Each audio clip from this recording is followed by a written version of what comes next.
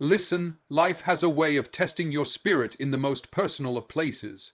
One of the hardest things a person can ever face is when someone they gave their love, their loyalty, and their energy to chooses someone else. That moment feels like a storm ripping through your chest. The mind starts racing. What's wrong with me? What does she have that I don't? Did I not give enough? And if you're not careful, you'll let those questions take root, grow into poison, and convince you that your value depends on whether someone else sees it. But here's the truth.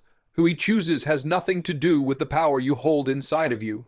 When a man chooses another woman, he's simply showing you where his heart rests at that moment in time. It's not a reflection of your worth, it's a reflection of his choice. And choices don't define your destiny, your response does. See, the easy thing is to break down, to call, to cry, to fight for attention, to lose yourself trying to prove you're better than the next person. But that only keeps you chained to somebody else's decision. The harder thing, the stronger thing, the thing that separates those who rise from those who remain stuck is to breathe, step back, and reclaim your energy. Because when you stop chasing, when you stop comparing, when you stop begging for answers you don't need, you put the focus back where it belongs, on you, and that's where the power lies.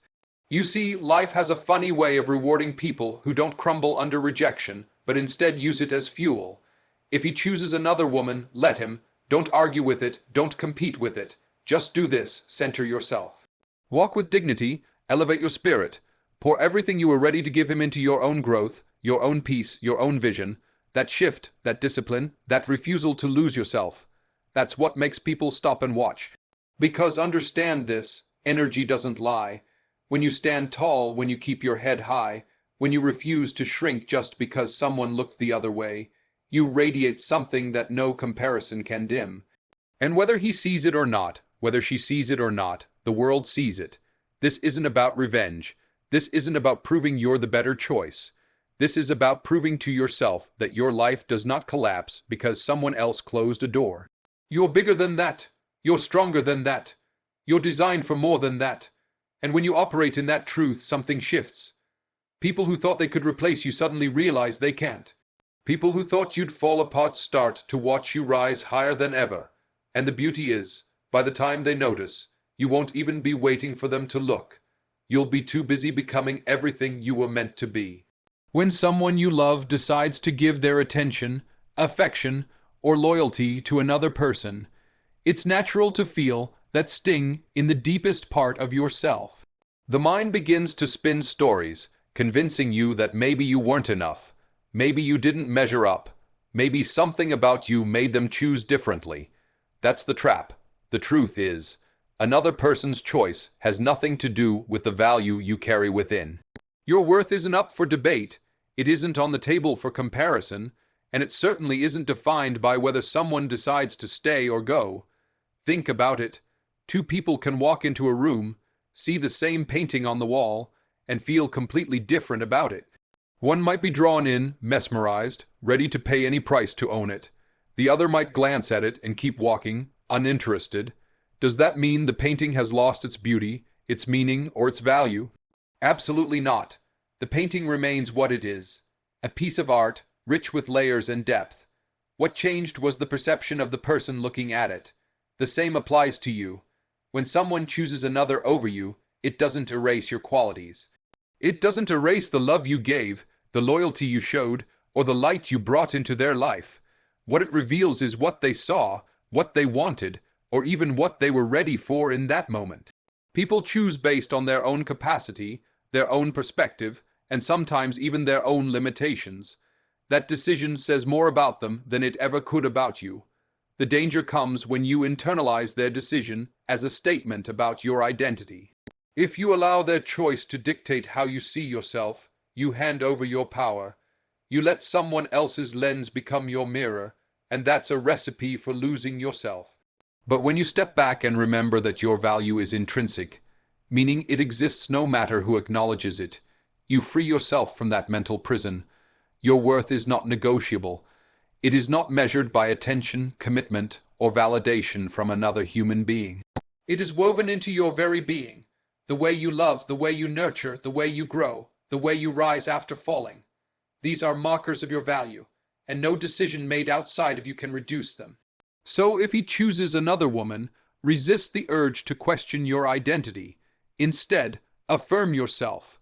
Stand firm in the knowledge that you were enough before him, you are enough without him, and you will remain enough long after. The right person doesn't increase your value, and the wrong person can't diminish it. You are whole regardless. When heartbreak strikes, the immediate reaction for many is to chase, to question, to fight for a place in someone's life. You feel the urge to call, to text, to prove that you're the one who should have been chosen. The problem with this is simple.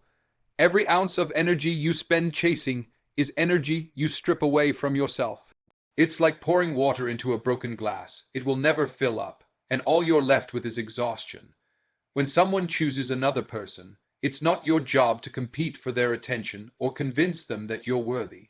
Your worth isn't something to be proven, it's something that already exists. The moment you begin competing, you start playing a game that was never designed for you to win. Think about it. If you have to fight for someone's love, then it isn't freely given, and love that isn't free isn't real. Love is not supposed to feel like a contest, and begging, that strips away your dignity, your self-respect, and your power. The more you beg, the more you reinforce a false belief that you are less than, that someone else has the authority to validate you. Instead, the path to true strength is to reclaim your energy, pull back from the chaos and place the focus where it belongs, back on yourself. When you stop calling, stop comparing, stop competing, you create silence, and in that silence you find yourself again.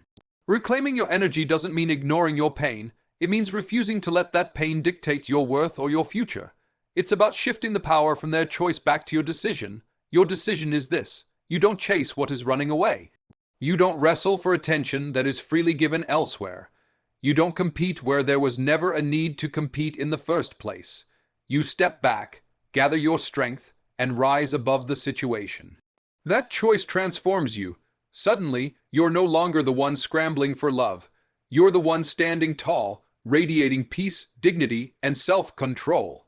And that kind of presence doesn't just heal you, it commands respect. Reclaiming your energy is the ultimate act of self-love. It says, I choose me before I choose to beg. I choose my peace before I choose a fight. I choose my dignity over desperation. And once you choose yourself, everything shifts. You stop orbiting around someone else's decision and start moving in alignment with your own power. That's the moment you rise. There is something unshakable about a person who chooses to center themselves and walk with dignity in the middle of disappointment. When someone you love decides to give their time, affection, or loyalty to another, the easiest reaction is to lash out, lose control, or let bitterness consume you. But those reactions only feed the pain and give power to the very situation that tried to break you.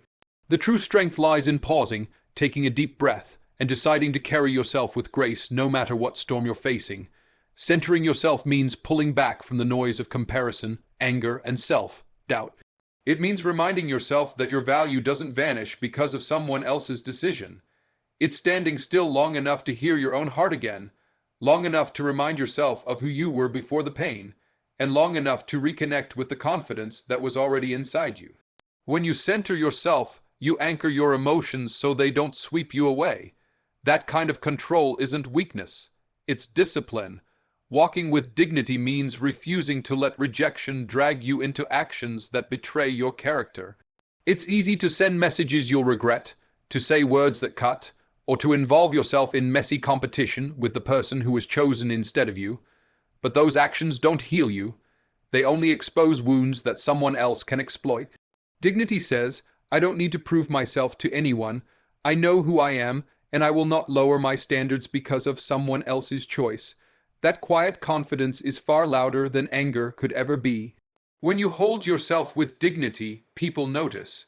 Even the one who left will notice. They may not admit it, but there is undeniable power in calmness. Instead of seeing someone broken, they see someone steady. Instead of desperation, they see composure. And while the immediate goal is not to impress them or anyone else, The byproduct of walking in dignity is that it commands respect from everyone around you. More importantly, carrying yourself this way preserves your own peace. Every time you choose not to chase, not to lash out, not to diminish yourself, you protect your spirit from unnecessary damage. You may still feel the pain, but you don't let it shape you into someone bitter or unrecognizable. You stay true to who you are. That's the real victory. Not that someone regrets losing you, but that you didn't lose yourself in the process. Walking with dignity ensures that even in heartbreak, you remain whole, unshaken, and ready for whatever life brings next. Rejection has a way of shaking the foundation of your confidence. It can feel like a door slammed in your face, like the universe is telling you that you're not enough. But rejection is not the end, it's a redirect. The difference between those who stay broken and those who rise higher is how they respond to it. You can either let rejection bury you, or you can let it fuel you. When someone chooses another person over you, the pain you feel can become the very energy that pushes you to grow stronger, wiser, and more resilient than you've ever been. Using rejection as fuel means refusing to see it as a loss, but instead as a lesson. Every experience teaches you something about others, about relationships, and most importantly about yourself. Instead of asking, "Why me?" begin asking, "What can I learn here?" That shift in mindset transforms rejection into a teacher. You learn where you've been giving too much of yourself away. You learn where you may have ignored red flags. You learn that your happiness cannot be dependent on someone else's validation, and that knowledge is power. When you channel the energy of rejection into growth, you start pouring into yourself instead of pouring into a situation that no longer serves you. That could mean working on your goals, strengthening your faith, building new skills, or simply investing in your own peace of mind. Every time you redirect your energy back into yourself, you rise higher. What felt like the end of something becomes the beginning of a stronger, more empowered version of you. There's also a deeper truth about rejection. It often protects you from places you don't belong. Sometimes the very thing you thought you wanted so badly would have ended up draining you, holding you back, or breaking you in ways you couldn't see. When someone chooses another, it feels personal, but many times it's simply a door being closed for your protection. Trust that, use that trust as momentum to push forward instead of looking back. Fuel is created through pressure, through fire, through force. Rejection applies that pressure, but instead of letting it destroy you, you can let it ignite you. It can push you to walk taller, speak clearer, dream bigger, and love yourself deeper. Every setback can either weigh you down or launch you forward. The choice is always yours. And when you decide to use rejection as fuel, what was meant to weaken you becomes the very reason you become unstoppable. True power doesn't show itself when everything is smooth, when love is secure, and when life feels easy. Power reveals itself in the moments when you could break but choose not to, when you could react but choose to rise, when rejection hits yet you still hold your head high. When someone chooses another person over you, the instinct is to fight, to prove, to demand recognition. But that's not strength, that's reaction. Real strength comes from the calm assurance that you don't need to validate yourself through anyone else's choices. Rising instead of reacting is what separates people who remain stuck in pain from those who step into a higher version of themselves. Anyone can lash out, anyone can beg, anyone can crumble under the weight of heartbreak. But it takes discipline and inner control to respond with grace, to keep your dignity intact, and to move forward with quiet confidence. That's what makes people stop and pay attention. They expect you to fall apart. They expect you to lose yourself. But instead you grow. That is true power. When you rise, you reclaim control of the situation. You may not have been able to control the choice that was made, but you absolutely control how you respond to it. And in life, response is everything. Rising means you're no longer defined by someone else's decision. Rising means you understand that your future doesn't collapse because of a closed door. Rising means you know your worth, even when it's overlooked. The beauty of this kind of strength is that it doesn't just protect your heart in the present, it shapes your future. Because every time you choose to rise, you build resilience. You prove to yourself that no matter what comes, you can stand tall. And once you've proven that to yourself, nothing can shake you the same way again. What once might have broken you becomes the very thing that built your foundation. This power isn't loud. It doesn't need shouting or proving. It's quiet but undeniable. It's seen in your posture, your calmness, your refusal to be dragged into chaos. It's the kind of strength that others recognize even if they never speak it out loud. And sometimes, the very ones who thought they could replace you will see it most clearly, not because you tried to show them, but because rising above speaks louder than any reaction ever could.